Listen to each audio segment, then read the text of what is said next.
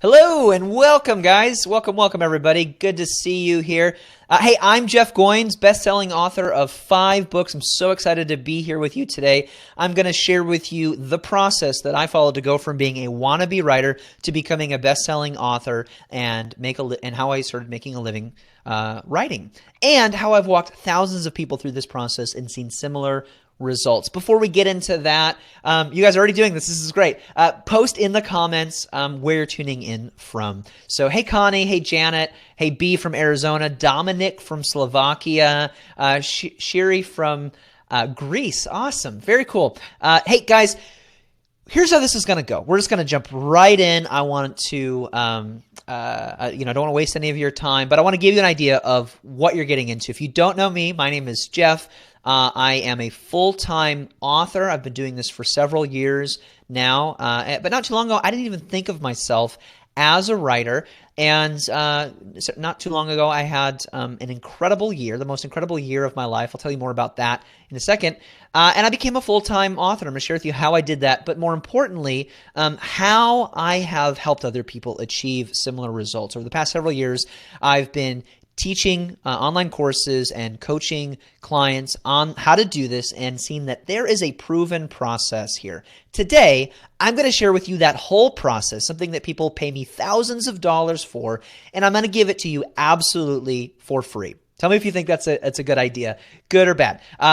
No strings attached to that. I'll give you the whole process. It's a 4-step process, and we'll jump into that in a second. By the way, I just want to welcome some people. Hey, Latrice, Fritz from Vegas. Hey, Donna. Great to see you guys here. Hey, if you guys are having any trouble hearing me or seeing me, go ahead and refresh your browser.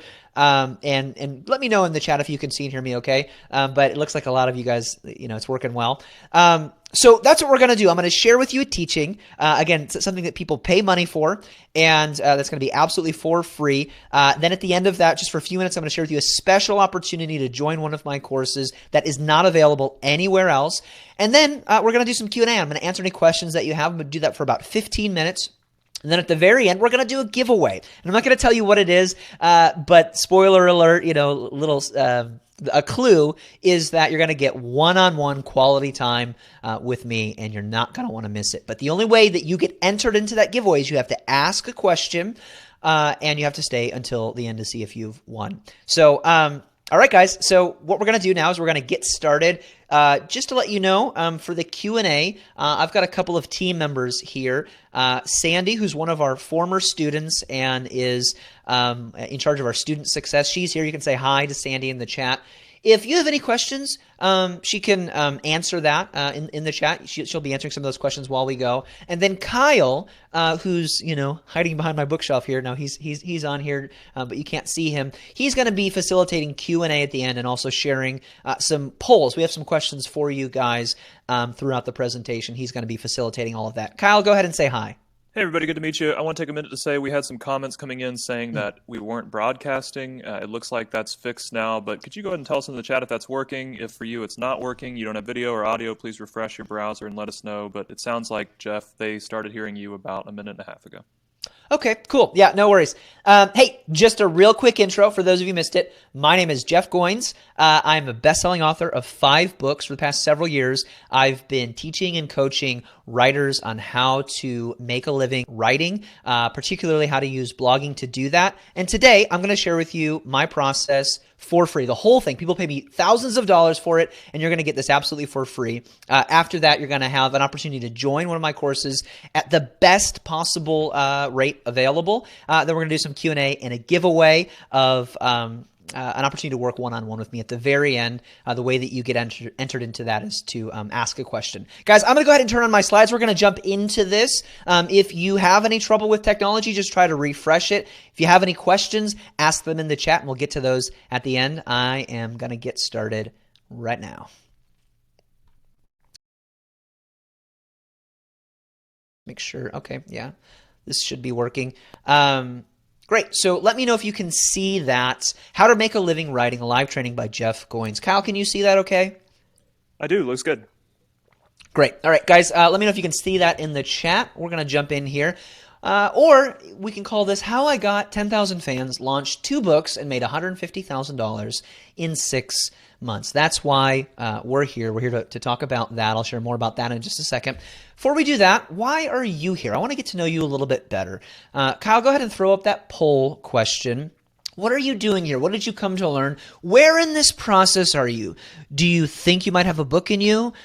Do you aspire to become an author? Do you not even consider yourself a writer, but you're curious about how you can, get into blogging and writing and share a message with the world? We want to hear that because it's important to me that as I go through this teaching, I'm considering who's listening to it and how we can make this relevant and impactful to you. While you're answering that question, I want to welcome everybody. For those of you just joining us, we're just getting started. You didn't miss a thing. A reminder, at the very end, we've got a free prize. I'm not going to tell you exactly what it is, but it's a special opportunity to work one-on-one with me.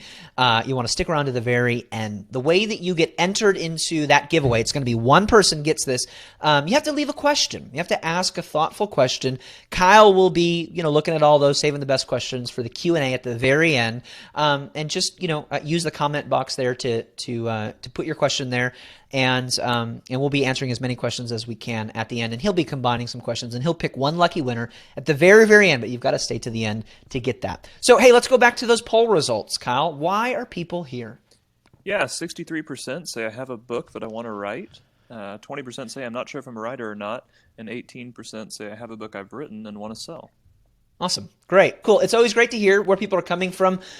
I am confident that wherever you are in that process, which of those buckets you're in, this is going to help you. If you have a book that you want to sell but it's not selling, we're going to show you how to do that. We're going to show you the tools that you need to get your message in front of the right audience. If you're not even sure if you're a writer, but you're curious about, maybe you have a message or you've got something to share, we're going to show you how to do that too. Or if you're somewhere in the middle, you've got a book, you're writing on a book, you're working on something, but how do you do this? How do you become a writer?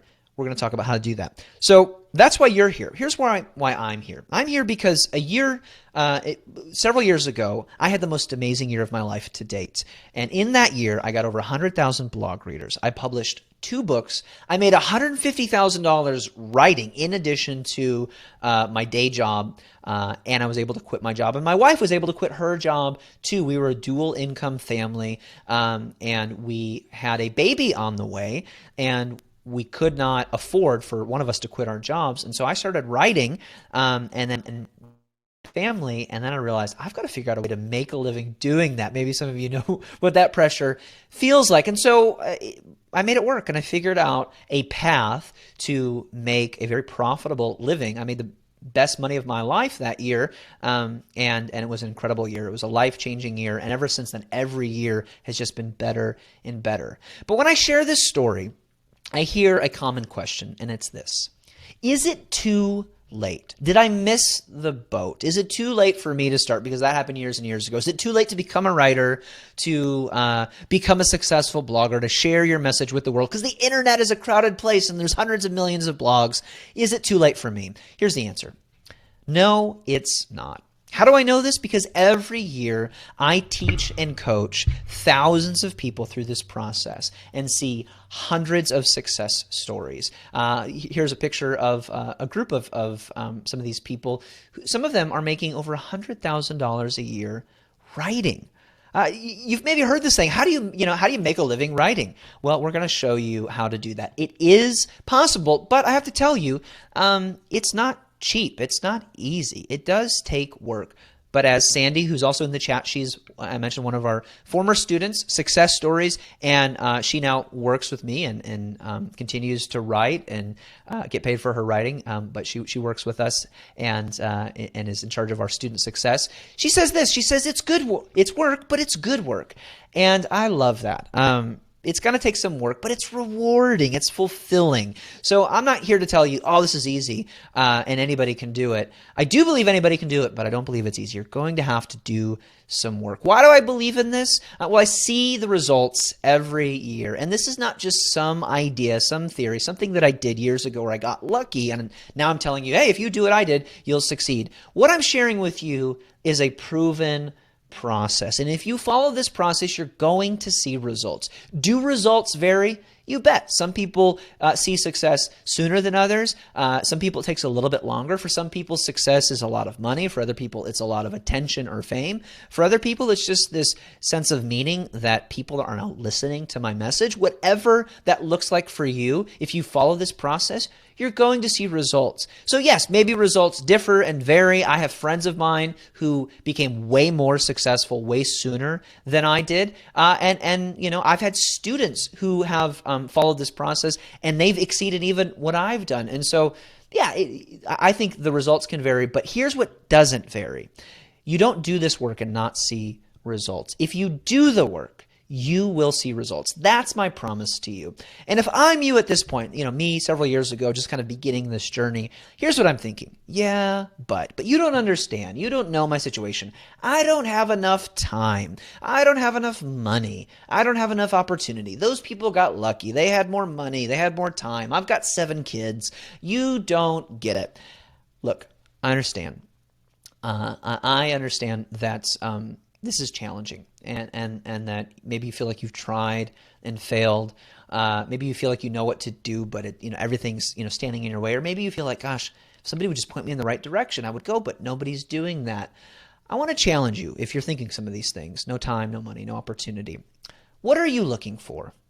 Because whatever you're looking for, I believe you're going to find it. So if you're looking for an excuse, you're going to find one. And if you're looking for a way to succeed, you're going to find one of those too.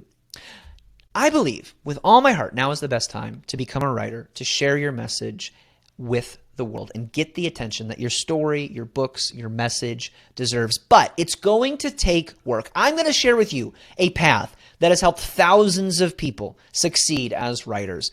But you're going to have to work. You're going to have to take the next step. So before we begin, I have to ask you a question. Are you willing to do the work? If you're willing to do the work, go ahead and write in the chat, I'm in. Because frankly, I don't want to waste my time with somebody who's not willing to at least take the first step. I'm going to share with you a process. I'm going to ask you to do a handful of very simple exercises that if you do them today, you will start seeing results today. You will start seeing results in the next 24 hours. But you're going to have to work. Like, I can't just give you this information, you put it in your head, and then, by osmosis, it makes you successful. You have to take the next step. So are you willing to do the work? Are you willing to try something you've never tried before, think something you've never thought before, or do something that you've done before, but maybe consider that you did it wrong and try again? Are you in? If not, now is a good time to go back to whatever you were doing and not waste any more of your time, because if you aren't willing to do the work, I am not able to help you. Okay, now we're going to begin.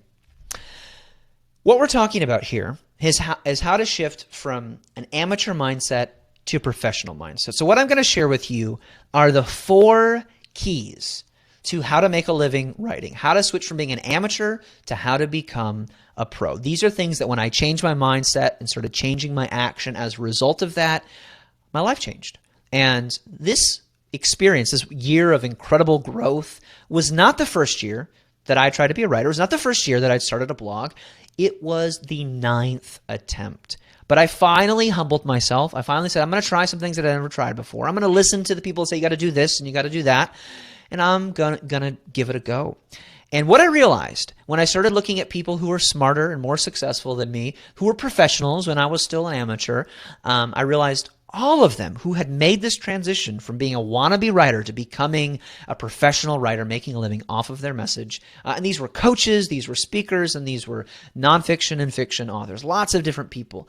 All of them, without exception, had one thing in common. They were all bloggers. They all had blogs. They had a website. They had an email list. They had a way of connecting with their audience online. What we're going to show you today is how to clarify your message, use that kind of tool, blogging, social media, the internet, to build an online audience, because it's practically free to do this. And you can get thousands of fans using these tools, and then use that to do whatever you want. Know that your message is going to, matter and resonate with the right people.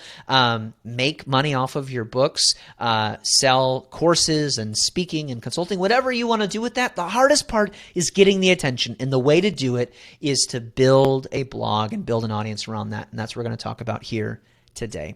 So there's 4 keys to making the shift, 4 things that I did and 4 things that we encourage our students and clients to do in the courses and programs that I teach. And if you do this, you will make the shift from amateur to professional. 4 keys. The first key is this: message. You have to have a clear message. A lot of times writers will send me an email and they'll say, hey, is this any good?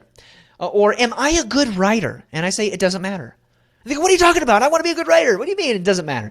I said, it doesn't matter what I think. What matters is what your audience thinks. And it's better to be effective than it is to be good.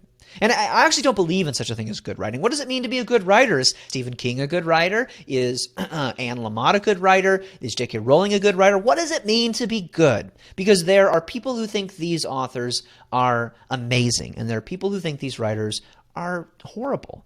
And there's no one person. I mean, pick Ernest Hemingway, the most famous author of the 20th century. And there are people who think, yeah, I don't get it. And there's other people who think he's a genius. J.K. Rowling is a billionaire author. And there are people who think she uses too many adverbs and she's a hack. So what does it mean to be good? Forget about that. Ask yourself, how do I effectively communicate my message with an audience? It is better to be clear than it is to be good. I believe that clarity trumps perfection. You need to make your writing clear and know that it's connecting with your audience, and stop worrying about whether or not it's good or perfect, because that's not helpful. You're trying to create something that's going to connect. So how do we do this? Well, there's one thing that every writer has, every great writer has, that every amateur doesn't, and that is a worldview. What is a worldview? A worldview is the way that you view the world. It's exactly what it sounds like. And everybody has one, and the best writing has it.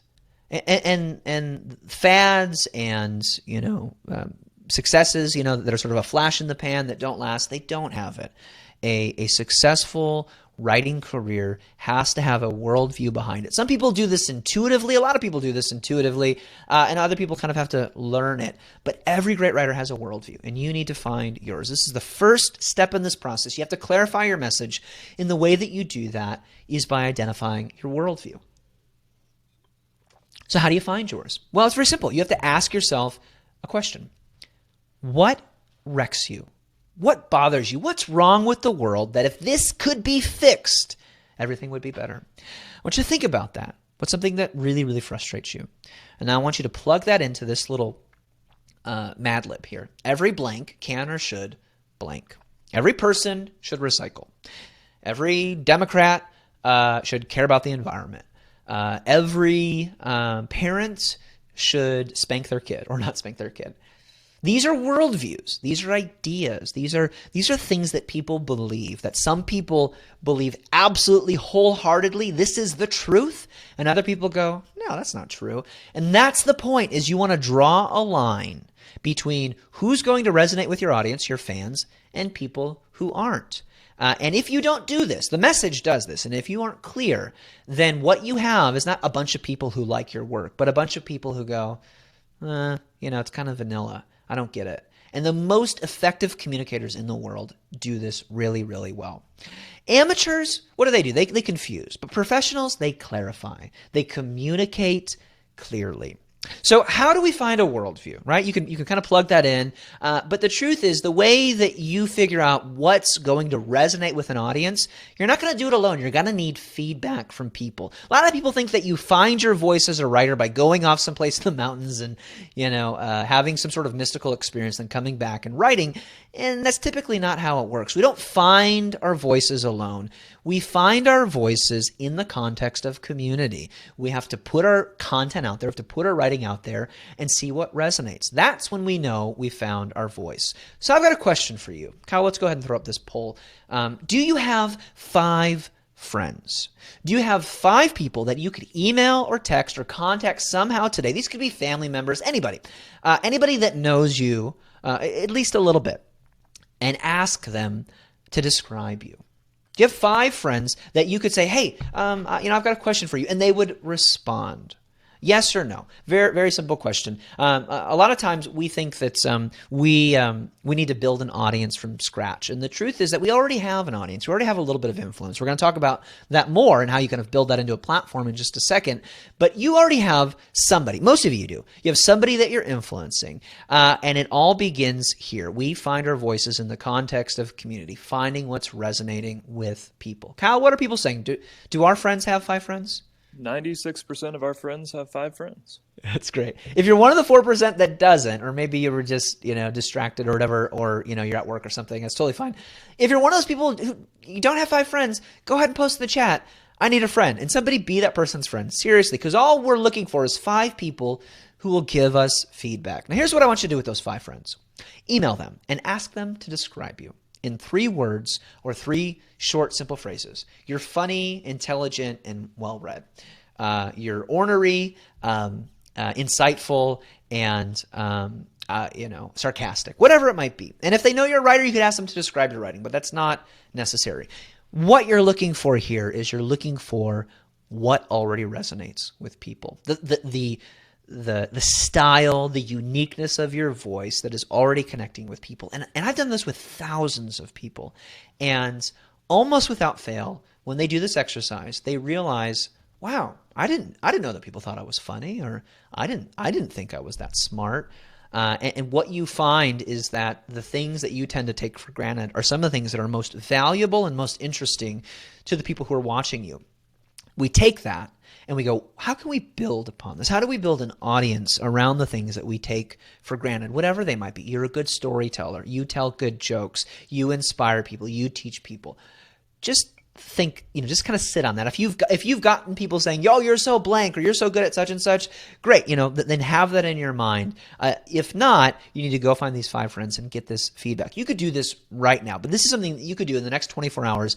It could very dramatically change the course of action for this path that we're talking about. So that's the first key, is you have to clarify. And the way that you clarify your message is first asking yourself what wrecks you, figuring out what that worldview statement is, and then seeing how that's already resonating with people. And so look at your worldview statement, look at the things that people tell you, and get some feedback on that, and see where there's alignment, see where there's things that you're doing that maybe you didn't realize were connecting with people, and we're going to build on that. So that's the first key. Here's key number 2, platform.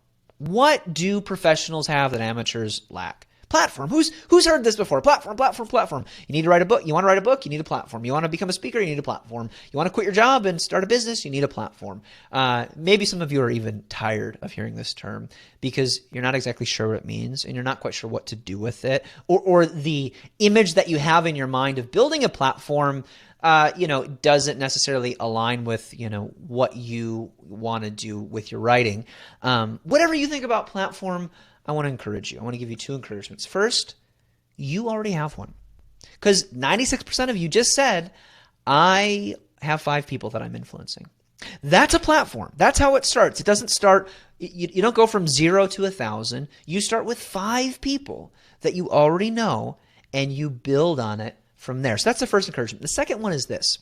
There is more than one way to build a platform. So if you thought building a platform was you had to get a blog and write top 10 posts and that's how you did it, that's not true. There's more than one way to do this, but there's not a million ways to do it either. I think there are 5 major platform personalities, 5 ways to build a platform, which is just an audience. We'll talk more about that in a second, but it's a way to create content, put it out into the world, and know that people are going to listen to it. So before we talk about things like blogging and email lists, which we'll get to, you've got to figure out, who am I and what do I have to say to the world? So we talked about message, starts with a worldview. Now we plug this into a platform personality. There's 5 of them. The first one is this.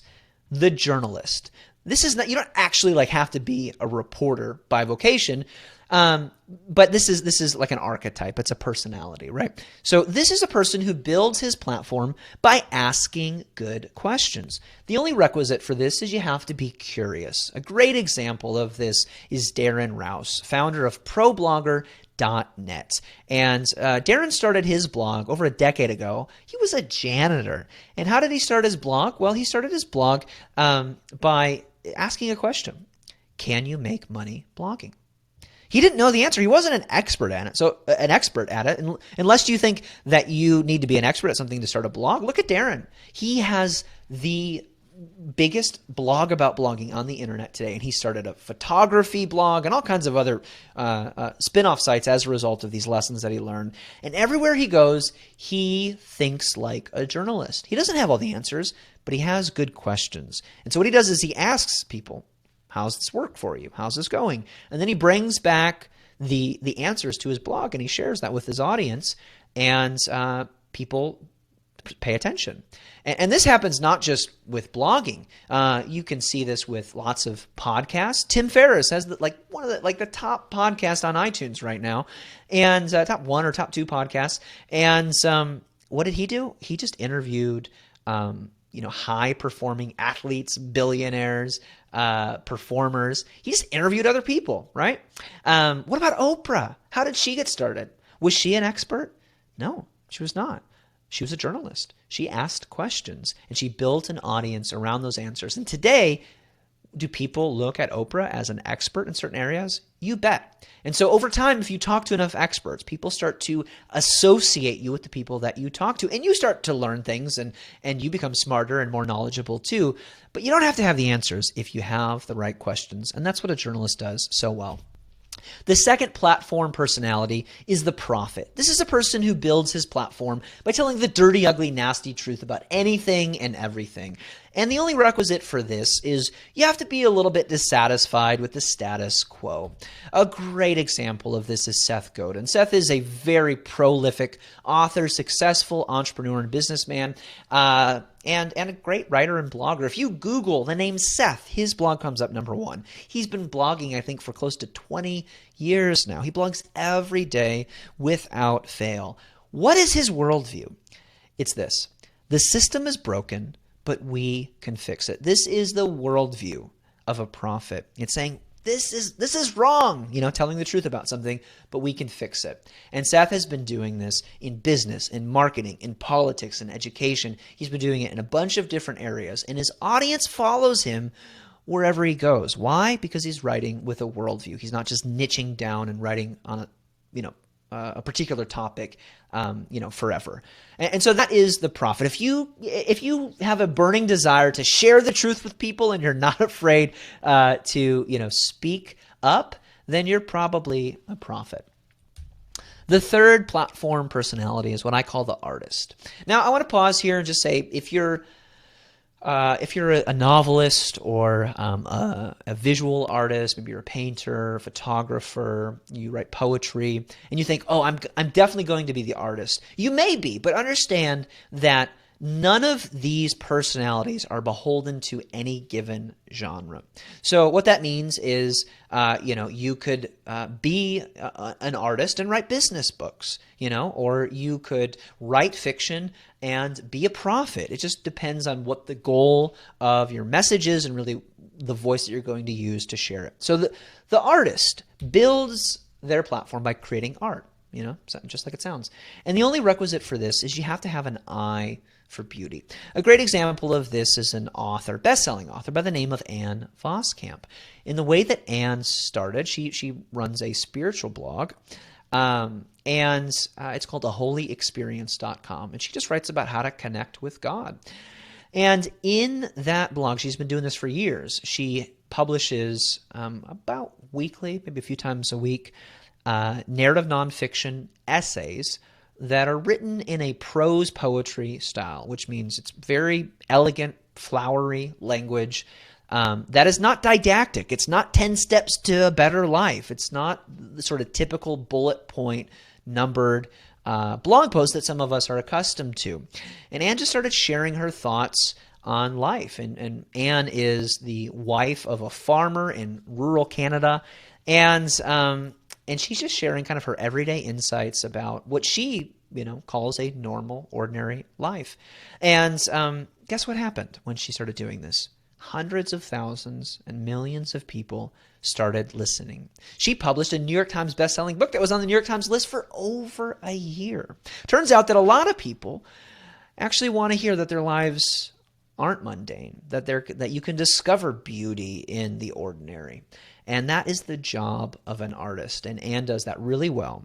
And so if you think, well, I'm an artist, therefore I can't make money, or I can't make a living, or I can't find an audience doing this, just look at Anne and consider how we need artists to show us the beauty in everyday life. The fourth platform personality is the professor. This person builds his platform on the facts. These people are obsessed with data, getting it right. They want to know how everything works. And the only requisite for this is you have to have a thirst for knowledge. A great example of this is my friend Michael Hyatt, who is a successful entrepreneur, blogger, speaker, and best-selling author. And what Michael does, he calls himself the virtual mentor, and he runs a very successful blog. You go there any day of the week, michaelhyatt.com, and you're going to see him teaching.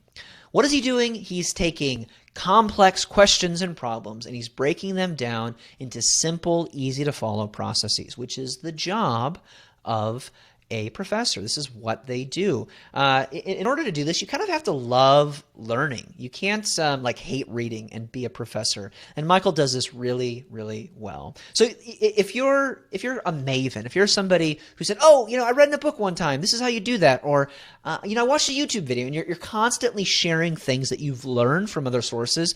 Again, you're not necessarily the expert, but you're teaching based on a body of knowledge that you've acquired by reading and researching and learning from other sources, and you're curating it and putting it into something that people can turn into action, then you might be a professor. The fifth and final platform personality is the star. Now, this is a person who builds their platform on charisma. These people are well known for their likable personalities. And the only requisite for this is you have to have a heart for people. Why do people like you? Because, well, typically you like people. Now, the star, I don't want you to think like, oh, like I don't want to, I'm humble. I don't want to be a superstar. That sounds arrogant.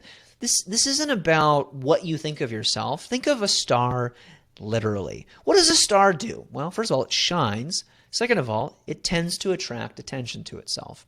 And if you're just one of those people where people want to be around you, they're attracted to you, they connect with your story, then you might be a star. What stars do so well is they empathize with their audience.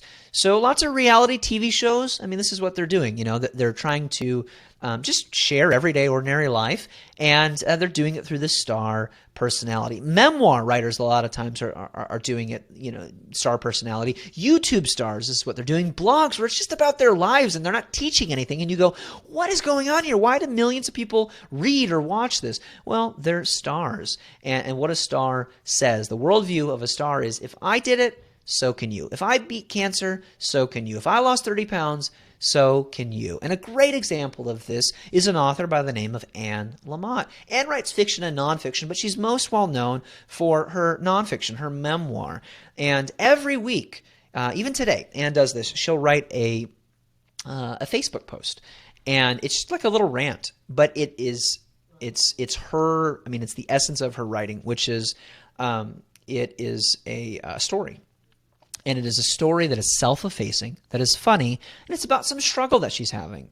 Finding hope in the midst of a messy political season. Dealing with, weight struggles and, self-perception, self-confidence issues.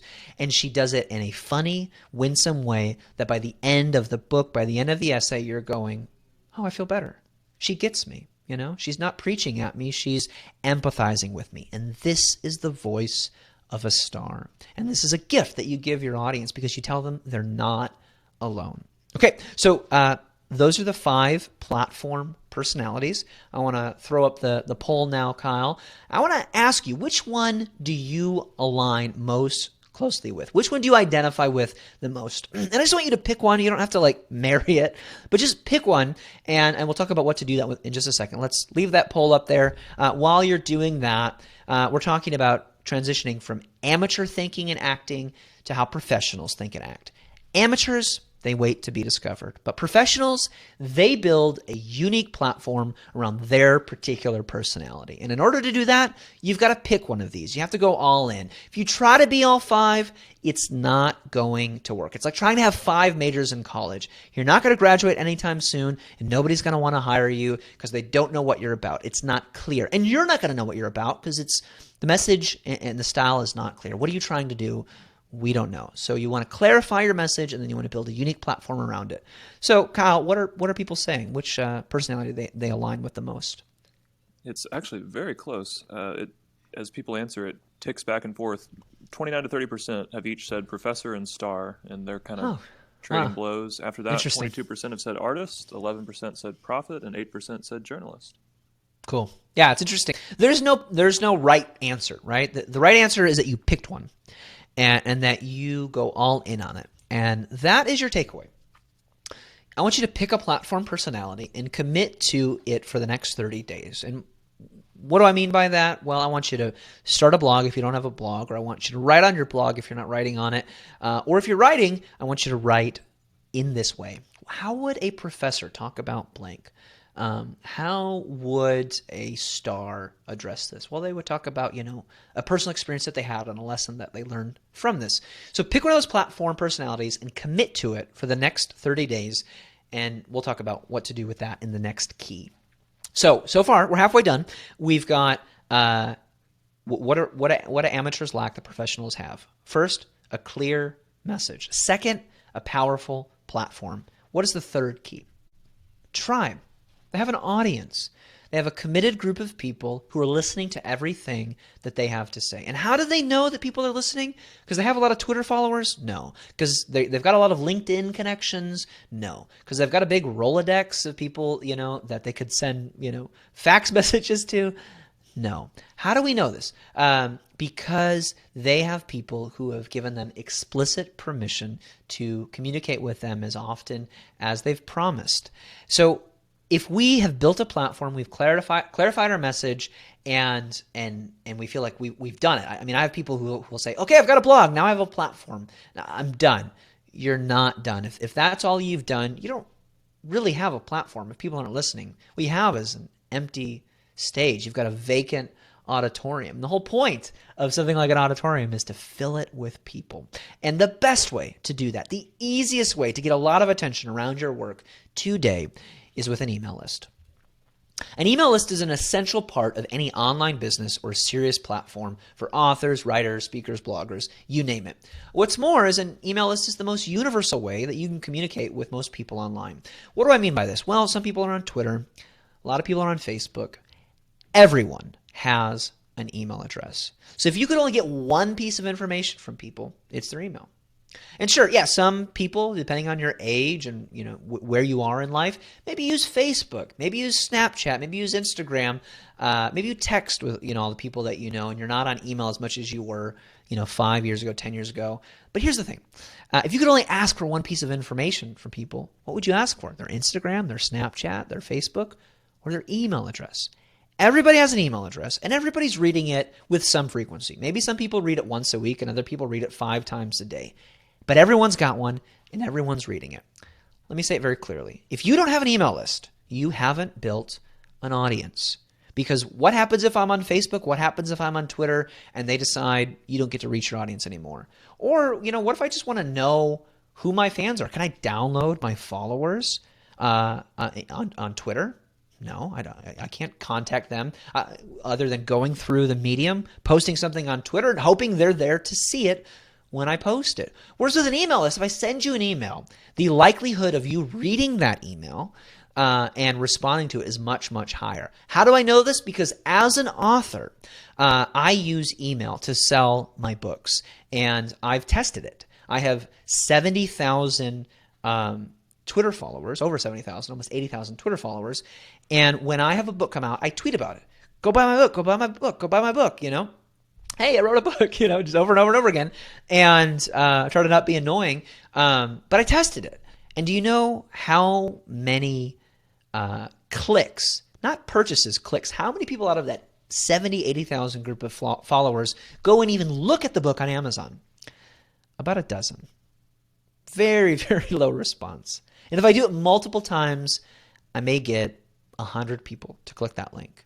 And I may get 5, 10, best case scenario, 20 to buy. When my most recent book came out, I sent an email to all of my email followers, and I had about 50,000 people at the time. And with a couple of emails over the course of a couple of weeks, I sold 15,000 books. So a tweet to more people sells 20 books. An email to fewer people sells thousands. If you don't have an email list, you don't have an audience, and you haven't done your job yet of building a platform. So if you've got a bunch of Twitter followers, that's great. I mean, that's not bad. And in the course that I teach, I talk about how to use social media. There's value to it. But the core things that you need are a website and an email list. And then once you have that email list, you've got to grow it. And that's what I'm going to share with you how to do right now. How do you grow an email list? First thing you need to do is you got to give something away for free. What do you give away? Well, you could give away a free article series, a chapter of your book, a PDF download, whatever it is. You need to make it generous and interesting. You need to have something that's so enticing that people would be willing to pay money for it, and you're going to give it to them for free. Next, you need to send something new to that email list. One thing, one newsletter, one idea, one piece of content to them every single week. What is that? It could be a video update, a newsletter, a blog post. It doesn't matter. You just need to be consistent, and you need to be trying to add value. The third thing you need to do is you need to ask people to share. How do you do this? A few ways. You could ask them to tweet about it using a tool like clicktotweet.com. You could email other bloggers links to your articles and ask them to share it, because then they're going to go read those blog posts, and their followers are going to go read those blog posts, and then in that blog post they can find out about how to sign up for your email list. Or you can do something as simple as asking the people on your email list to forward that email to a friend. Two quick examples of this. One, my first ebook came out. It's called The Writer's Manifesto. It was 1,000 words, not very long. It's basically an article, but I put it in PDF format, and I told people they could download it if they signed up for my email list. People started doing that. It wasn't a lot of people, but at the end of the book, I asked them using this tool, clicktotweet.com, if you like this book, click here to tweet a message about it. And if you go to clicktotweet.com, it shows you how to do this. It's very easy. And when I did that, over the course of a week, my email list grew from 72 subscribers to over 1,000. Why? Because I asked the audience that I was starting to help, I asked them to share it with people that they knew. One of our coaching clients and students in the course that I teach did this as well. He had about 500 email subscribers. It took him a few years to do this.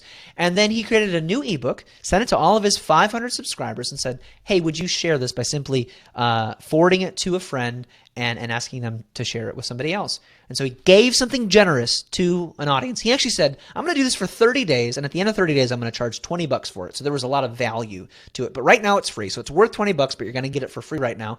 And then just share it with people. And in 24 hours, just by asking his audience to share it, he went from 500 email subscribers to 1,000. This is how you build a tribe. You give more than you take. You help more than you ask. People like to say it's not what you know, it's who you know. I don't think that's true. I think it's not who you know, but it's who you help that leads to your success. What do amateurs do? Well, they tend to write for themselves. Whereas professionals, they serve their tribe. They build an audience by being helpful. And it all begins with having an email list. Why? Just because that is the most predictable, most universal, easiest way to connect with the most amount of people online and know that you're going to make an impact. So here's your takeaway. What do you need to do? Well, what are the basic tools that a writer has to have? People get so confused about this. They go, how much time should I spend on Facebook? How much time should I spend on Twitter? Here's the answer. None. Abandon those right now, because what you need if you don't have this is you need a website and you need an email marketing service provider. Bottom line, stop everything that you're doing if you don't have those, because why do you need those? You need to place online a property that you own. I'm a big fan of self-hosted WordPress websites, but you need to have some sort of website that you own where if somebody goes, how can I find you? You say, go to my website, goinswriter.com. You need to have some place that's your digital home. Second, you need to have a way to capture, like when people come to your website, you need a way to capture their information and stay in touch with them.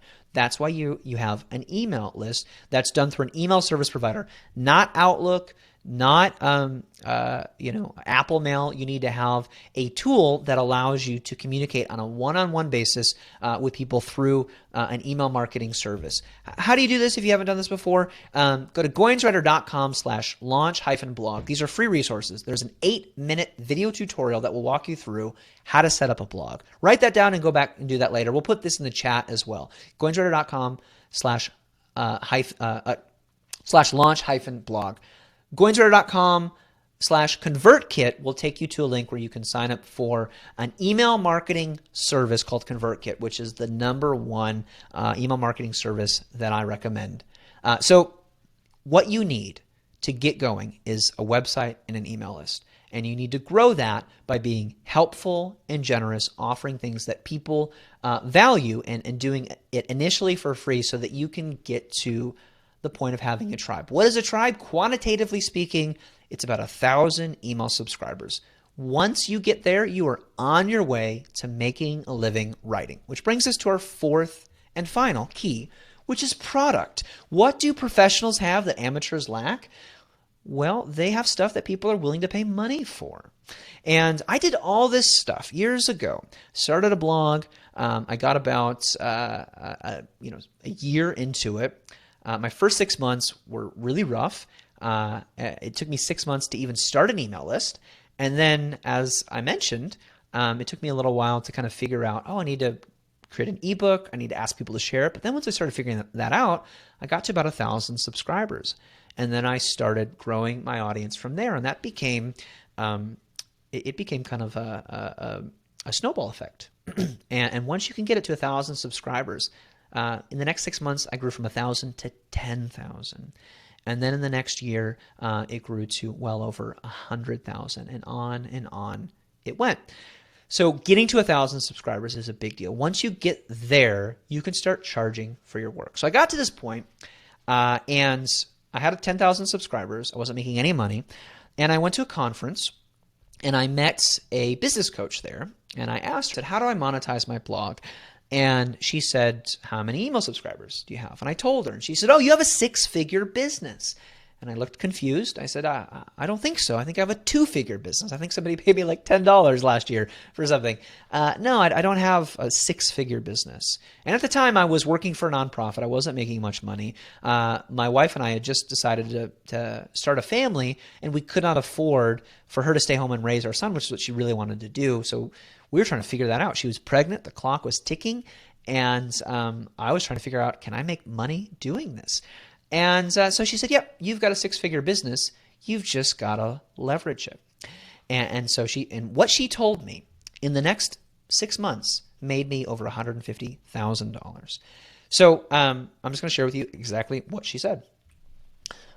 First, you need to identify your expertise. Now, maybe you balk at this word, expert. I'm not an expert. No, I can't. I don't have an expertise.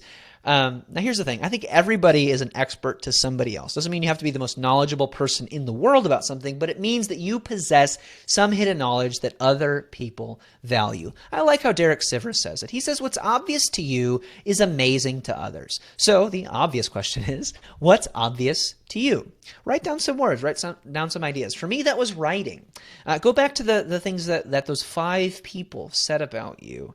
Is it humor? Is it an awareness of global issues? Is it storytelling? What's obvious to you? Something that is a skill or a talent or an idea that you possess that is not obvious to everybody else. It's something that you take for granted.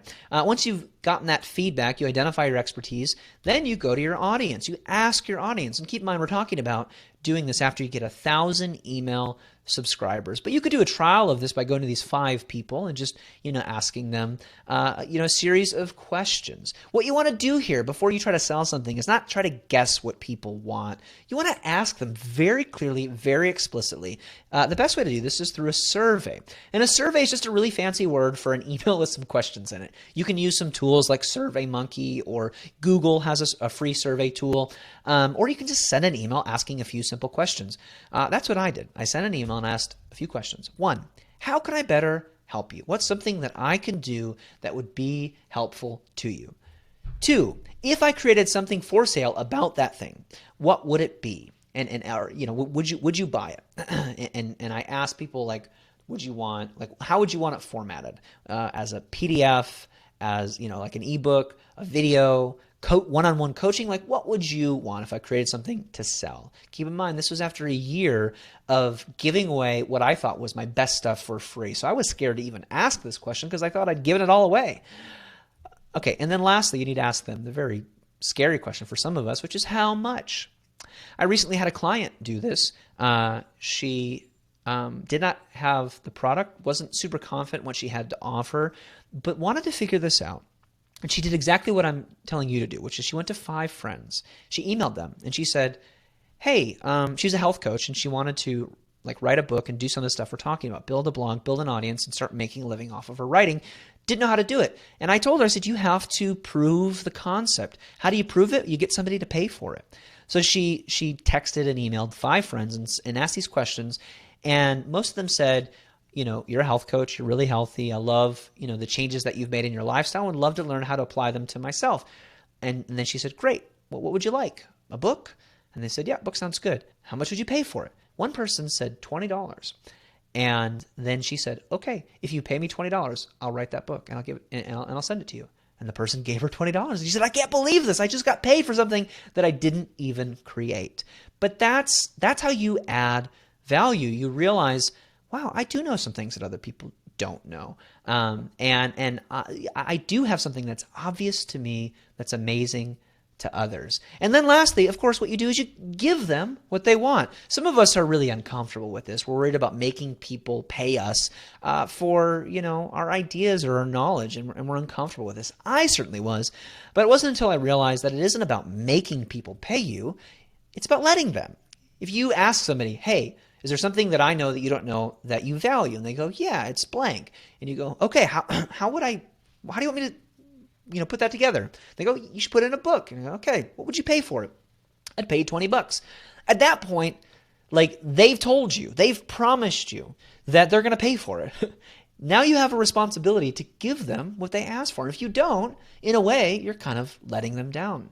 So my final question for you is, do you have an expertise worth sharing? Let's go ahead and throw that question up on the polls, Kyle. I want you to think about this for a second. Do you have something that's obvious to you, that's amazing to somebody else? Do you have something that other people have told you, wow, you're so good at blank, or you know so much about such and such, or, I really appreciate this about you?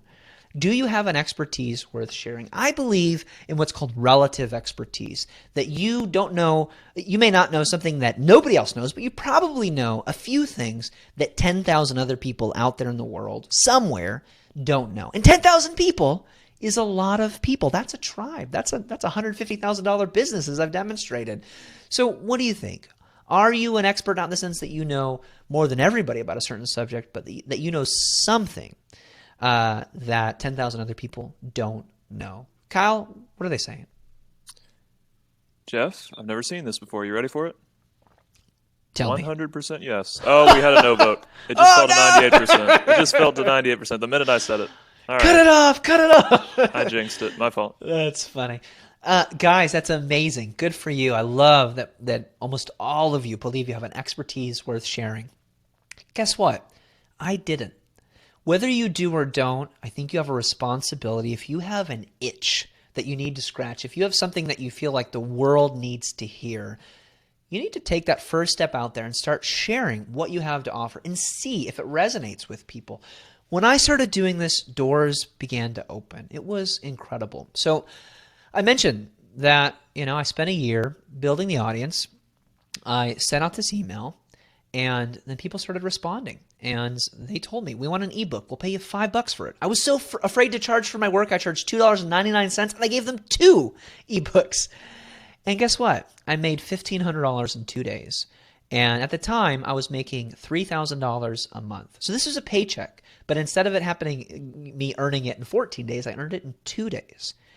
And my mind was blown by this. And so I thought, maybe I'll just do this every month. But like I said, once you start rolling the snowball, things start to grow. So that $1,500 a few months later turned into $16,000 over the course of about a month when I released a brand new ebook called You Are a Writer. So start acting like one based on this experience. Again, based on people saying, here's what we want to learn. We want to learn about writing and blogging and what you've learned from your own journey. A little bit after that, I published a traditionally published book with a publisher, and they paid me an advance for that. I started earning royalties off of that. Then I had people who had read my book, which ended up selling about 10,000 copies, the first self-published book, and I made about $50,000 off of that. They said, we want a course. And I said, well, it's, a lot of that's in the book. They said, no, we want a course. And I put together a course, and I made about $70,000 that year off of that. And by the end of that year, over the course of 6 months, I made over $150,000, and I quit my job, and my wife quit her job, and we threw a big party when that second book came out, and my wife gave me a card, and on the card it said, it was never a question of if, but always a matter of when. And that's my promise to you today. If you're willing to do the work, it is not a question of if you succeed, but a matter of when. Do results vary? Do some people, succeed faster and some people succeed slower? Sure. I mean, that's just life, right? Some of us have more time. Some of us have more constraints. Some of us have more or less money. But if you do this, it works. It works, guys. If you do the work, it will work for you. And so this is my final takeaway. I've given you the process. I didn't hold anything back. Obviously, there were things that I've included in my course and in coaching that I couldn't include here just for the sake of time. But I tried to give you everything that I possibly could to help you get unstuck, to help you start selling those books, to get you started on figuring out what your message might be, to figure out the tools that you need to start building a platform around the message that you have, so you can start getting the attention that your work deserves, and frankly, start getting paid for it, because it deserves that too. So, what's the next step?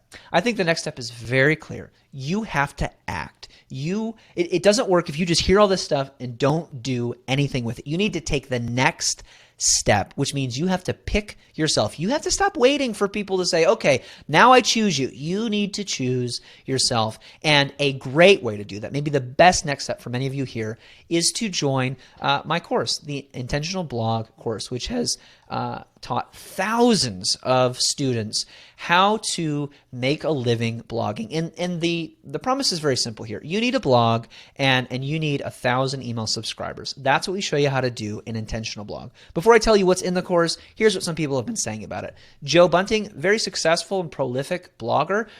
He runs a blog called The Right Practice. He took this course. He said, I've been blogging for 4 years, and this made me rethink everything that I thought I knew about the subject. This course is good for beginners, but it's great for people who know what they're doing as well. It will take you to the next level. Sheila said, this course takes you by the nervous hand and leads you through all the racket about platform and format and numbers to a place where you remember why you wanted to write a blog in the first place. And when you leave, you feel better equipped to do so than you'd ever dreamed you might be. Lastly, Andrew says, Intentional Blog is ideation central, invaluable and practical lessons. Do it. If you do the work in this course, and remember, doing the work is an important part of the process. It doesn't just happen for you. But if you do this, here's what you'll get. You'll be able to clarify your message. You will build a blog. Whether you have a blog, you don't know how to start a blog, or you're trying to grow an audience around it, you will build the blog that you're supposed to build, get your first 1,000 readers, and be ready to start making money off of that audience. And again, that could be by publishing books, could be by selling coaching, doing online courses. This is the first step in a process that if you don't get this right, you are going to continue to struggle. So if you sign up for this course, here's what you get. You get lifetime access. You just pay a one-time fee and you get access to it forever, or as long as the internet exists anyway. There are 4 modules. It takes about 4 weeks to go through, but you can go at your own pace. And here's what's in those modules. First, module 1 is getting the right mindset. This is where you dig deep into what it takes to succeed and where success really starts. I think mindset is really important, so we start there.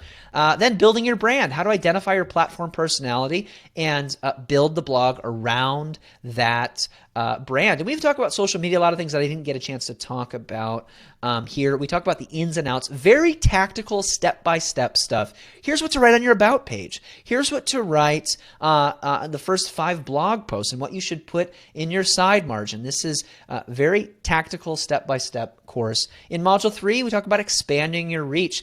Again, this wasn't something that I had time to talk about here today. We talk about guest posting, how to get published and where to get published, how to meet influencers and people that will share and spread your work.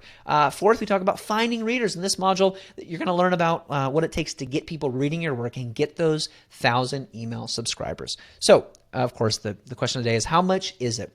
Well, somebody asked me recently, what do I charge for coaching? And the truth is, I do very little of that these days, frankly, because I'm able to make a bigger and broader impact by doing things like online teaching, where I can reach more people and I can do it at a rate that's more affordable for the people that I want to help. But I'll tell you what it's not going to cost.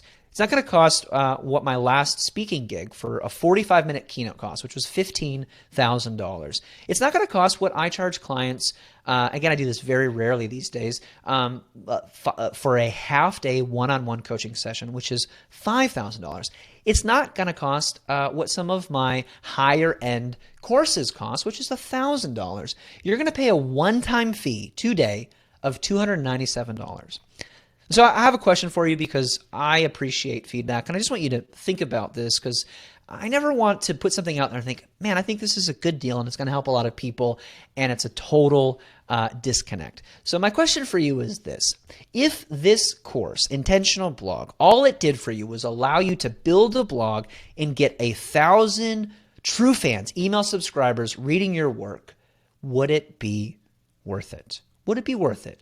If you're already there, if you already have 1,000 subscribers, then it's probably not a good idea. But if you're struggling, if you're stuck, you're trying to sell books, you need an email list. Remember how I said, Twitter, Facebook, it's not going to work. You need an email list.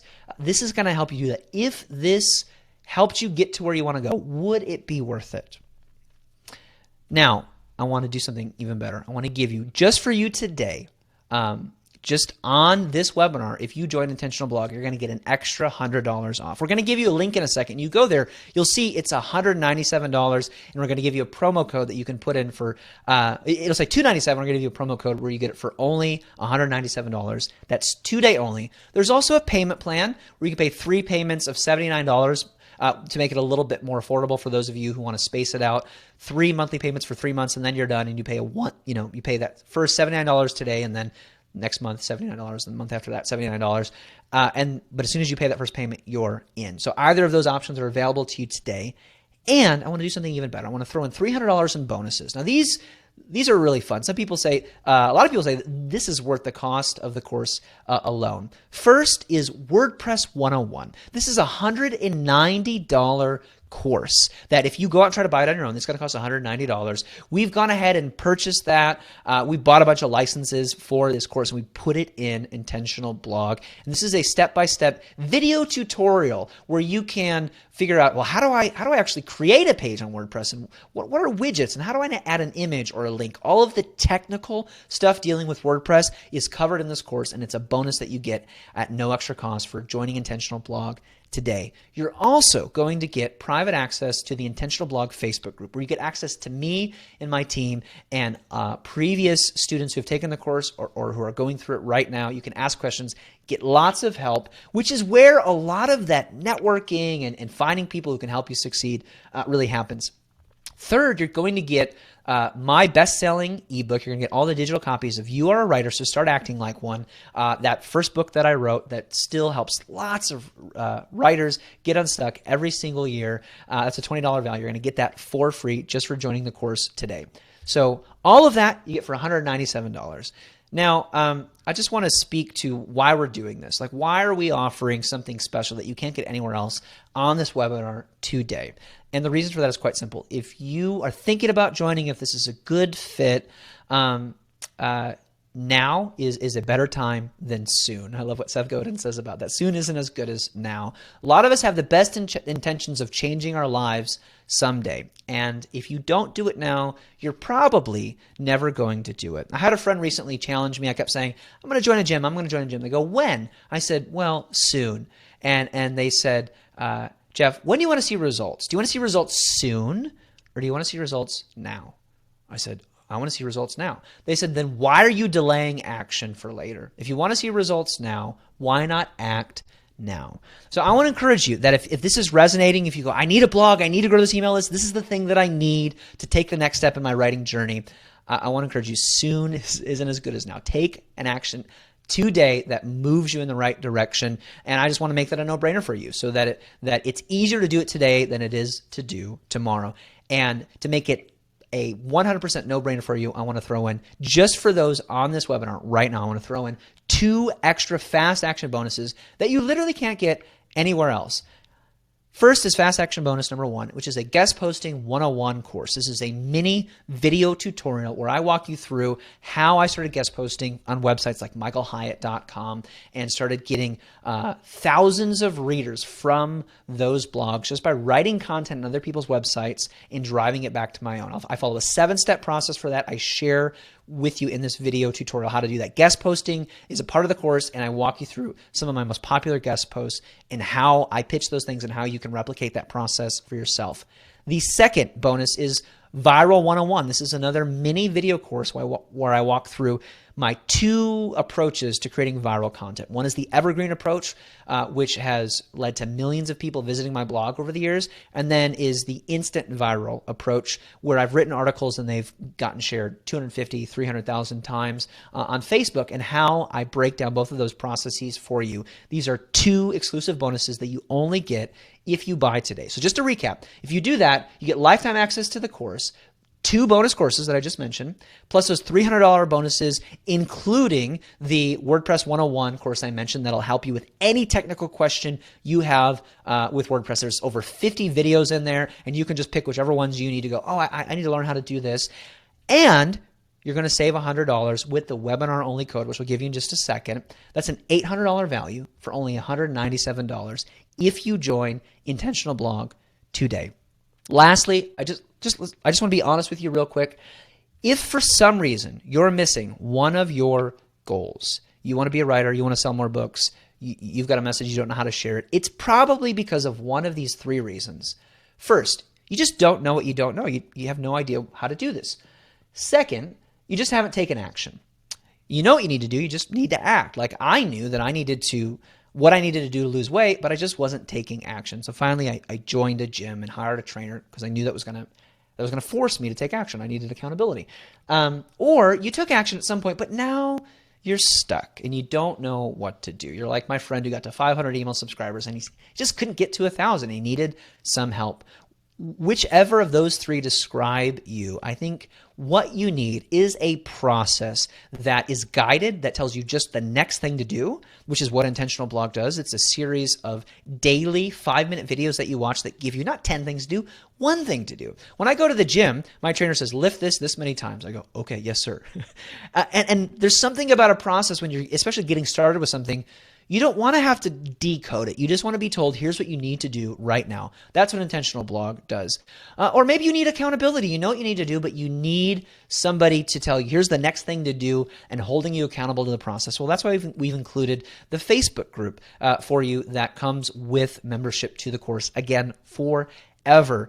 Or maybe you just need some motivation. Again, Intentional Blog is that too. So for a lot of you, I think this is the best next step to getting your writing discovered. And if you sign up today, I have a guarantee for you. If you take the course for the next 30 days, you do the work and you show me that you've done the work. And if you don't see results, it's quite simple. I don't deserve your money and I'll just give it back to you. So take the course. It takes 4 weeks. So you could do it in 28 days. And you could actually, take the whole course, say, try the stuff. If it doesn't work, say it didn't work, and I'll give you your money back. You take absolutely no risk. So there's no reason to not sign up today if this is the next step that you need to take, which it is for a lot of you, because you told me at the beginning where you were. I have a book in me, or I don't know that I'm a writer, or I have a book out there and I need it to sell, or I've got some message that I want to share and I don't know how to get it out there. If you feel like I felt years ago, that you have an itch that you can't scratch, if you feel the way that thousands of students of mine have felt, where they've told me, I just know that I'm supposed to be a writer. I don't even know if it's about money. It's just about getting my words out there. I'm telling you, the way to get started is to start a blog, build an email list, follow this process. An intentional blog is going to be a great investment that'll help you get unstuck and get on your way. Whatever you do, I don't want you to wait to be picked. I love quoting Seth Godin. Nobody's going to pick you. You're going to have to pick yourself. And a very measurable, easy way to do that is to sign up for Intentional Blog today. Remember, it's only $197. We're going to put the link on the screen. I'm going to ask you to just test that for me, just to make sure it works. And if you use this code, webinar, you're going to get $100 off. So it's $297. Use the code webinar, WEBINAR. We'll put that in the chat too. And it'll be $197 for you. Okay, so now what we're going to do is we're going to go to Q&A. We're going to put 15 minutes on the clock. Kyle, go ahead and put that link up. And guys, whether or not you're interested in joining the course, that's fine. It's not for everybody. Do me a favor, and just some of you could just click that link and test it, and in the chat say, hey, this is working. Sometimes technology just doesn't cooperate, and I want to make sure everybody who wants to join is able to join. While you're doing that, I'm going to turn off my slides.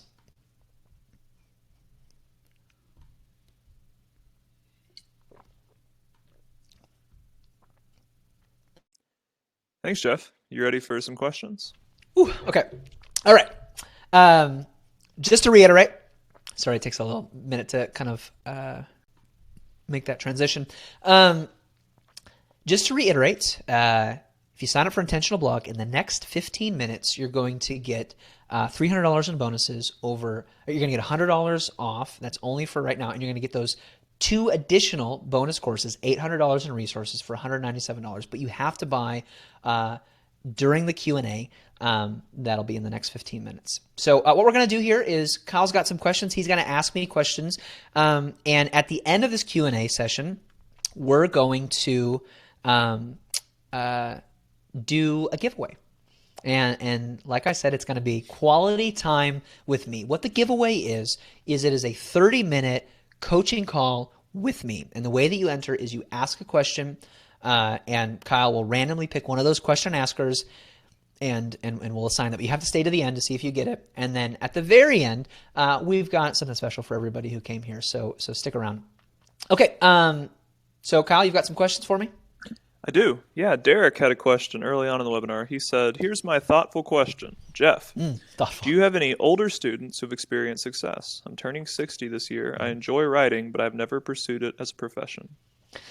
You know, Derek, that's a great question. I would say over half of our students over the years are older than 50. I'm working with a client right now who's 80. And I've worked with authors who didn't start publishing until they were 60, 70 years old. Every one of them says, I bet I'm not like the rest of your, younger whippersnapper students.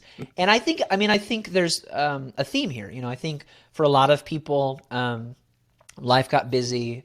Maybe you're raising kids, chasing a career, whatever it might be. And you get to this point in life where you're realizing, it's about legacy, or it's about my message, or I've always wanted to do this and I've never given it a try. So yeah, over half of our students, so probably the majority, are age 50 plus. Cool. And you gave the example of Michael Hyatt, the professor. He's 61, so he's got a year on you, Derek. Yeah, and he started this in his 50s, really. Yeah. I remember when his blog started to take off. He was the CEO of Thomas Nelson, and he was in his mid-50s. It wasn't that long ago. Cool. All right. LK asked about this. Carissa asked about this. Amanda asked about this. Does what you're teaching, an intentional blog, work for fiction? It does. Yeah, absolutely. I think the best way to answer that question is to say we've had fiction writers go through this process and see great success. This is a process where the principles work. You've got to figure out how you sort of apply them to your particular goals and needs. But a great example, a story that I love to tell, is Stacy Claflin, who's a fiction writer who went through a couple of my courses and was able to become a USA Today best-selling author. And she writes fiction. She writes teen paranormal romance. Yeah, so think vampire fiction and that sort of thing. Very successful author. She's written, over 30 books. She writes a lot of novellas and serialized fiction.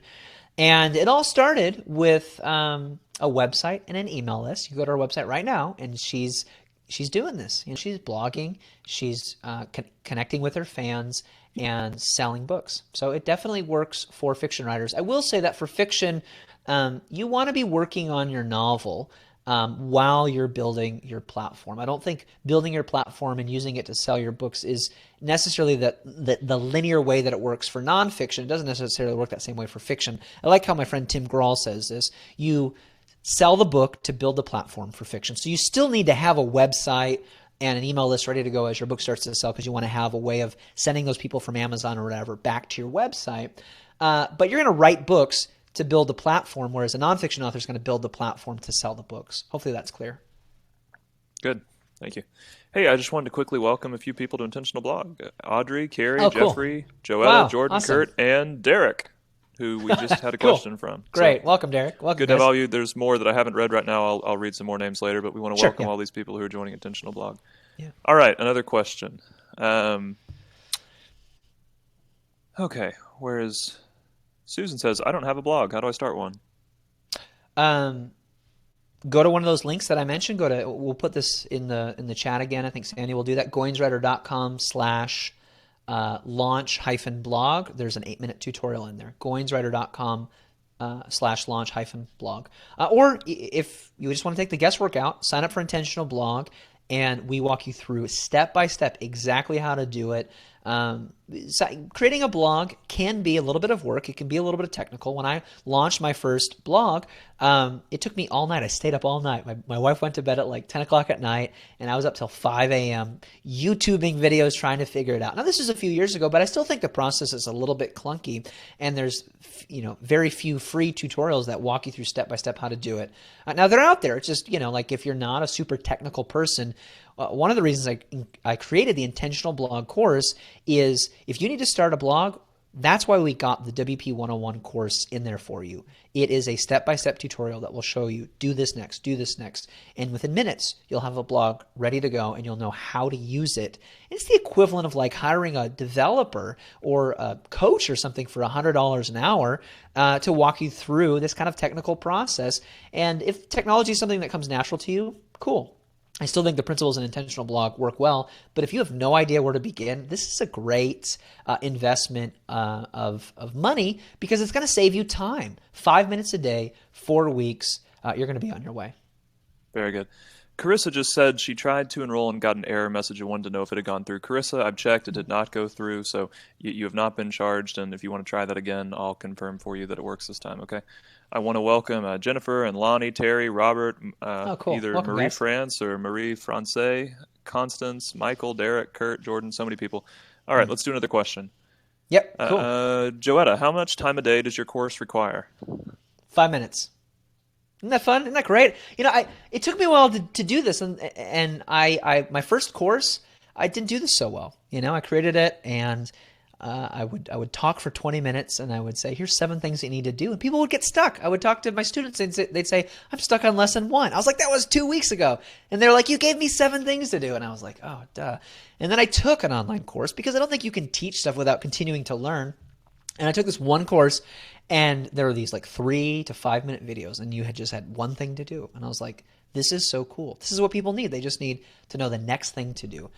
The videos take about 5, some are as long as 10 minutes. Most of them are very short, and there's one action step to take. Sometimes those take a few minutes. I would say realistically, it'd be nice to set aside about 30 minutes a day for you to watch the videos and go through the work. But it'll take you no more than 5 to 10 minutes just to watch the videos and consume the content. So it's meant to be very consumable. I know people are busy. I know few people have lots of time on their hand to dedicate to something like starting a blog. But I think it's important, and I think this is how I got started. Just a little bit of time over the course of, a month, a few months, it can turn into that snowball that we talked about. Cool. Carissa tried again. It worked. Yeah, Congratulations, Carissa. cool. Welcome to Intentional Blog, and Awesome. welcome to Kaya, Wilma, Teresa, Peter, Fritz, and I think it's maybe pronounced Didier. All right, we have another question. Gayleen says, any advice on how to overcome feeling overwhelmed by the process? I have the Intentional Blog course. I published 2 novels, but I get overwhelmed by the process of trying to build my tribe. I mean, I think the way that we beat overwhelm is by, you know, having a process that just tells you the next step. You have that intentional blog, and so log in and take the next step. And then secondly, accountability.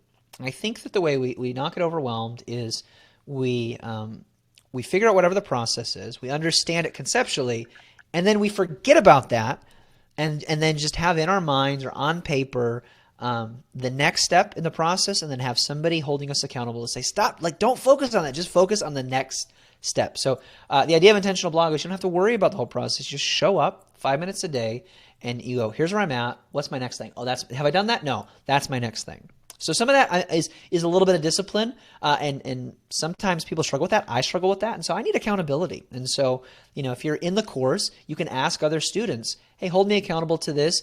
In the Intentional Blog course, you get emails, and that could be a form of accountability. Go do this thing right now. Or you could just ask somebody else in the course to, you could hold each other accountable. So, I mean, those are the ways that I hold myself accountable. I try to help other people, do the same. It is easy to get overwhelmed. And I sometimes get overwhelmed about the things that I want to do because it never ends. Like, once you get 100,000 subscribers, you want 1 million. It keeps going. And so you've got to remember what I'm doing is all that I can do. I can only compare myself to who I was yesterday or last year or whatever, and keep growing from there. And all I can really do is take the next step. Good. Thank you. Guys, we've got under 5 minutes left. If you want to join Intentional Blog like so many people already have, again, the code is webinar. And if you would like, there's a payment plan, so you can split that up into 3. You have a 30-day money-back guarantee, and we have about 4 minutes left for you to do that. All right, cool. Jeff, you ready for the next question? Yeah, I saw a quick question here. Sure. Somebody said, I am not technical. Will I be able to get it together? Great question. If you enjoy the Intentional Blog course, we take all the guesswork out of that for you. I think that's one of the great points about it is it's just you sign up. I feel like it's I know it's not affordable for everybody. I totally understand that. Totally makes sense. But for those of you who can swing it, I think it is a great investment because there's no guesswork. You don't have to be technical. We will take care of that for you. Cool. Yeah, great point. Hey, Latrice had a question. I think it's a good one, and we can probably expand on it a little bit. But she said she has a bunch of YouTube subscribers, and she wants to know what she could do to convert them from YouTube over to her email list. And I think you could probably ask that same thing about maybe Twitter followers or Facebook friends. What do you recommend, Jeff? Yeah, or podcast too. And I think that's great, guys. Listeners. And we talk about that in the course, how to use outreach to build your email list, which is an asset that grows in value over time. I mentioned that with my email list. When I was selling one of the copies of one of my books, I launched a book, and I used Facebook to promote it. I sold about 500 books on Facebook, which was great. I sold 15,000 off of my email list. So, I mean, this is why you want to get people on your email list is just over time, the more people you get on there, the more valuable that resource is going to be. With any sort of, Facebook or Twitter or any sort of outpost, as Chris Brogan calls them, something out there that can point back to your platform. What I think makes sense, especially with YouTube, is to say you're doing a teaching. Like somebody asked on this webinar, I saw that. They said, you're talking so fast. Can I just read? Can I just read it? Some people are readers, right? And yes, you can. We've got a resource for you at the end. And so with a YouTube video, you could do all this stuff and say, so, here's 7 steps to do, blah, blah, blah, blah, blah. And if you want to get, either the bonus 7 steps or get this in writing, go to such and such link and get the ebook version of this. And it could just be a few pages, and you basically, sell them a free resource where they have to enter their email on your website. And you send them to your website for a bonus resource based on whatever, your YouTube video was about. Good. Love it. All right. Gina asked, are you a fan of self-publishing over traditional publishing? I'm a fan of, doing what is possible for you. And if you don't have any publishers knocking on your door, that is getting more and more competitive. And self-publishing is getting more and more attractive and easier for a lot of people. I've done both. I think it depends on your situation. Like I have a friend who I've done some work with, a client, and he's got 100,000 email subscribers. He goes, "What should I do?" I said, "You should go to a publisher and get a 6-figure advance. Like that's a no-brainer." But then I'm talking to somebody who's got 1,000 email subscribers, and they want to publish a book and they want to do it now. Self-publishing is probably a better route. For most people who are just getting started, I recommend start with self-publishing. That's what I did. And I sold 10,000 books, made $50,000. That was great for me. It was great for my family. And guess what happened next? A bunch of publishers said, "Hey, do you want to publish a book?" So start with self-publishing. Again, it's hard to make a blanket statement. This is going to be good for most people. And then you can move to traditional publishing later. Doing one does not preclude the other. You can start with traditional and go self-publishing. You can start with self-publishing and go traditional. Good, thank you. Guys, it's the final countdown. I show 10 seconds on the clock, so if you want to get Intentional Blog, again, save $100 with the code WEBINAR, 30-day money-back guarantee, a payment plan option. Go ahead and do that right now. I'll ask one more question to buy a little bit of time for you to do that. Well, I'm going to ask 2 quick ones, actually, Jeff. One, Jody asks, why is the focus on WordPress? What if I already have a blog on Blogger? I hate Blogger. Does Intentional Blog work for blogs that aren't on WordPress? Yeah, it's not. I mean, these are principles and actions that you can take that are not based on any certain technology. Why did we have the WP 101 course in Intentional Blog? Because I favor WordPress. I like it. It's open source. You control all of it. Blogger is not that way. They have some self-hosted options on Blogger. WordPress has plugins. You can really make your website look like and do whatever you want. With other more closed systems, it's not available. And I'm a big fan of a self-hosted WordPress blog, which if you follow that free tutorial, whether or not you sign up for Intentional Blog, you follow that free tutorial that we put in the chat, and we can put that there again, goinswriter.com/launch-blog. It's like $3 a month. And the idea of this is you want to own your work. You don't want to build your platform on rented land. Because what happens if you're renting something? The landlord can come and kick you out, right? If you own it, nobody can come kick you out. Nobody can kick you out of your blog. Somebody can kick you out of Blogger or Facebook or Squarespace. So is it okay to use Blogger, and can you build an audience doing that? Sure. Yeah. I mean, that's fine. Intentional Blog, this process will still work for you. I'm just a fan of WordPress. Good. Thank you. Okay, I had one that she repeated it for me because I forgot to ask it earlier, so this will be the final question. Jennifer said, I already asked this earlier, but I have a couple of things in me that I want to write about. Should I combine them or kind of have 2 different blogs? Don't have 2 blogs until you've succeeded at one. Combining them might work, or it might be confusing. Write with a worldview. Consider what we just talked about here. Yes, you could pick a topic, but there needs to be a worldview. And for most bloggers, the secret to building your audience is to simplify your message. You may have to start with one and then, move into something else. If you write with a worldview, it will give you the opportunity to transition into other topics. My first book was about writing. My second book was about spirituality and giving back to the world. My third book was a memoir. My fourth book was a career book. My next book is a business book. So if you write with a worldview, you don't have to stay beholden to a certain topic or even genre, but you need to start somewhere. And that place that you start needs to be clear and simple. Cool. Thank you. Hey, I want to welcome Jean, Betty, Sylvia, Seda, Carrie, Martin, Euphoria, Krista. Cool. Lots and lots of people. All right, Jeff, you promised at the beginning that we had a free gift that everybody was going to get. Yes. I know we're doing a drawing that one person will get, but what was the thing that everybody was going to get? Okay, we can go ahead and put this link up here. It's called The Beginner's Guide to Building an Audience. I can't remember who asked it. Somebody said, you're talking so fast. Can you just write it down? This is that. This is this process in an ebook format, plus some other stuff that we didn't get to talk about, like guest posting. This is a short ebook that for those of you who can't join the course, not a good fit right now, totally understand. This is your next step. go read this ebook. It will help you get unstuck. Again, it's called The Beginner's Guide to Building an Audience. It's how you get to your first 1,000 subscribers. And I share how I got my first 100,000 readers. And if you follow this process, again, you're going to see results, and it's in a book format. That's our gift to you just for hanging around and being a part of this. I know you spent some time that you could have been, doing other things. I hope it was valuable to you, and I want everybody to leave with something that will allow them to take the next step. My heart here really is to help writers break through and achieve success that they otherwise would not, and I hope that book helps you do that. Cool. Thank you, Jeff. All right. Yeah, everybody, Yep. that link is there. You can download that free book. We appreciate Jeff for giving that out. All right. And then we also had drawing. You want to just remind everybody what that is, Jeff? Yes, so this is a one-on-one 30-minute coaching session with me that anybody here is entered to join, anybody who asked a question, and we'll be giving it away to one lucky winner. Kyle will be. It's all on him. Compliment Kyle. But yeah, that's a one-on-one thing that it'll work with. We'll work it into your schedule and mine, and we'll reach out to you and set that up. And that's our final thank you for those of you who stuck around. One person will get that.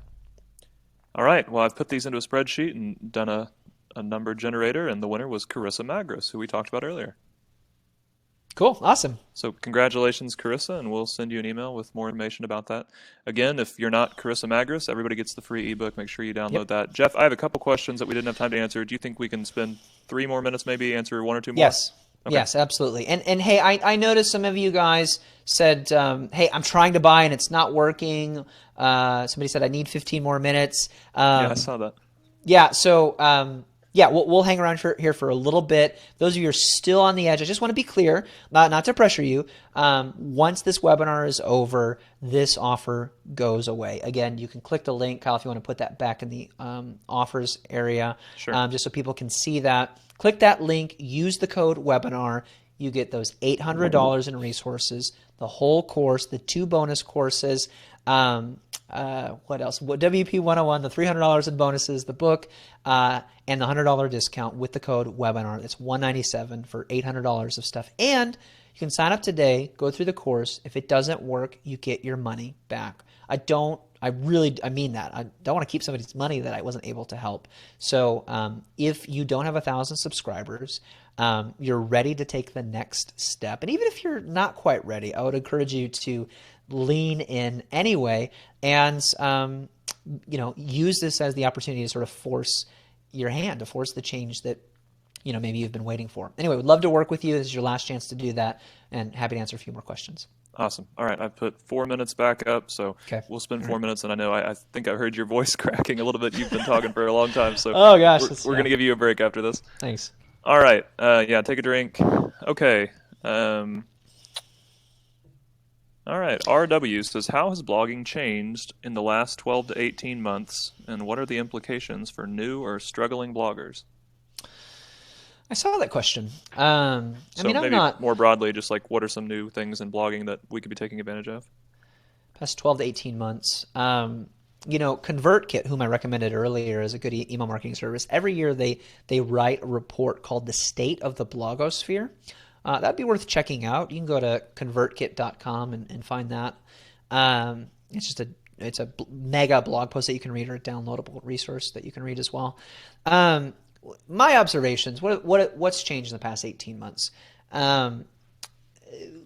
People are blogging less frequently, and they're writing longer, more informative posts, what's sometimes called epic content, 1,500, 2,000, 3,000, sometimes 5,000 word blog posts, and they're just writing these resources. So when I started, it was like, have a blog, write every day on it, 200-300 words, and you're just trying to stay top of mind. But it's sometimes hard to say something substantial in 200 or 300 words. And now it seems that bloggers are writing less frequently, and I think part of that's the noise. There's more bloggers now, and they're writing more epic content, and there is a greater emphasis on email marketing. Every year people say email marketing is dying, and then every year the stats come out and it's growing. I read a report recently that said email marketing is 100 times more effective than social media marketing in terms of just getting your message out to people. So, those are the things that I think are changing. The opportunities I think it affords us. I mean, the challenges are obvious. It's noisier. There's more competition. The opportunities are if you're a really good writer, and I believe in writers, and I invest. That's why I invest time in my blog and in my courses, helping writers get better. Nothing frustrates me more than seeing some mediocre message go viral, or somebody who isn't that good of a communicator for whatever, become famous or get more attention than it seems like they deserve when really brilliant people don't. So I do think these days there's a greater opportunity for people who are not just smart marketers, but good writers to get attention around their work, because you can write longer, more substantive writing, which is what, more and more people are expecting and looking for. So yeah, I mean, hopefully that's helpful. There's lots of things about, the internet that I don't know, but I do think, I don't think blogging is going away. People say, oh, like you're still blogging. Why don't you do a podcast? Like, what's the new, next it thing? Look, a blog is just a website. It's a website where you update content. Websites are not going away. They're growing. And if you have a website where you're not updating the content, you're making a mistake. So you need a blog. And email marketing is not going away. People are still reading their email. And every time a social media channel comes along and says, this is going to kill email, it's a fad for like 6 months and then it disappears. Email is the oldest technology. It predates the internet. It's the oldest online technology. You had intranets, and then you had email, and then you had, later you had the World Wide Web. So it's been around for a long time. It's like saying books are going away. Is it changing? Sure, but it's not going away. So those are my observations. Good, thank you. I want to welcome Jacqueline, Nat, and then here's the big news. I want to welcome Mark. Mark asked us to buy 15 minutes for him, so now that we're done stalling for Mark, we can finally wrap up. Jeff can go rest his voice. I'm kidding, but I'm also serious. We're out of time, guys. This is your absolute last chance. Again, the code is webinar to join. Jeff, I'm going to ask you 2 speed round questions just for the last 30 seconds. One is, do you recommend a pen name or a real name? Why? And Depends. This was asked by a fellow Jeff. Yeah, I saw it. I mean, if you have my name, you should use a pen name. Don't use mine. Please don't write under the name Jeff Goins. Mostly, I recommend using your real name if you want to write about very sensitive information, illegal information. Something that was an illegal activity that you witnessed, or maybe it's like an abusive situation that you fled from. Or you've just got a really complicated last name, then I would recommend like a pen name that's like a simple version of that name. Otherwise, I'd go with your real name. Yeah, good. All right, the final question for today, and if this isn't your question, you had a question that we weren't able to answer, I'd invite you to email it to us, jeff@goinswriter.com. We'd be happy to reply. I see Rachel has had some trouble enrolling. Rachel, if you continue to struggle, send us an email and we'll help take care of you. Kristen asks, can you explain the difference between a platform and a niche? Yeah, well, a niche, again, to be clear, I'm not a big fan of niche writing. I think you should write with a worldview. A niche is a certain group of people. I think that a niche, the French word for niche is like a hole, like a cubby behind me. It's you sort of boxing yourself into a particular, specific category, and it's typically very, very specific. Platform is the means by which you reach that audience. And really, I use the word platform and blog interchangeably. You need a blog and an email list together are your platform. They're the tools that you use to reach your audience. Remember, you don't stand on a platform or a stage so that people can look at you and think you're awesome. You stand on it so that you can broadcast your voice, so that your voice can carry you and everybody can see you, and you can reach everybody with whatever that message is. It could be inspiring, entertaining, what have you. Good. Thank you. All right, guys, we are out of time. Jeff, thank you so much. Everybody put in the chat how much you appreciate Jeff. Any final thoughts for us, Jeff? Hey guys, say thanks to Kyle for queuing up all those questions. I would have missed all of them just because it's hard to talk and read all of those. So thanks for doing that, Kyle. Guys, thank Sandy in the chat as well. She's awesome. She's been helping a lot of you. If you needed a link or something, and she's been answering questions there in the chat as well. So say thanks to Sandy. Hey guys, I did notice like 1 or 2 people saying, please help me. Somebody said they're blind. They're trying to get this in. It's just taking time. if you're in, you know the intentional blog course is for you, and you just like you can't put your credit card information in soon enough, you're worried that like the screen's gonna blow up in 12 seconds, like Mission Impossible style. Here's what I want you to do. Like, we're not going to keep this offer open after this webinar, but if you go, I am in, I absolutely know that I need to do this. I can't do it in the next 12 seconds. Do me a favor and email jeff@goinswriter.com right now. This will not be good when we hang up here. If you do it right now, like in the next 5 minutes, that email will go to Sandy, and she'll start that email, and we'll send you a special link for that so that you can process that later today. But I mean, that's the bottom line. We're not keeping this open for anybody who isn't in, but we understand that this is a great deal, and for those of you who want to take advantage of it today and just can't do it in the next 12 seconds, we'll do that for you. But the only way that we're going to save that spot is if you email jeff@goinswriter.com right now. Okay, really do have to go. Kyle, thank you. Sandy, thank you. Guys, thank you. I hope this was helpful for you. I hope you enjoy the free ebook. Those of you who join Intentional Blog, I can't wait to see you in the course. I can't wait to see the blogs that you begin to grow, and how you reach your audience, the audience that your message deserves. All of you here, I want to challenge you to pick yourself, to take the next step, and trust that if you do the work, you're going to see the results. That it's not a question of if, but a matter of when. Thanks again. Have a great day.